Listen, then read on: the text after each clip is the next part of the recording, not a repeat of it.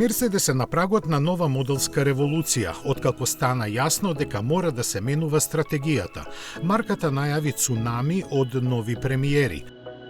Поголем дел од нив не се прецизирани, но оние кои се покажуваат дека сега во компанијата размислуваат поконзервативно. Прв ќе настапи CLA кој ќе ја промовира новата политика на обединување на автомобилите со електрични и класични мотори под исти ознаки. Тоа ќе биде случај и со идните генерации на C и E класите, како и со новиот GLC.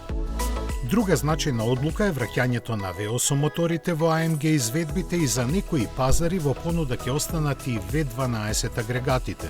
Најавена е и Baby G класа, за која поодамна доста се зборуваше, додека за комерцијалните возила ќе се развива нова платформа со мотори со внатрешно согорување.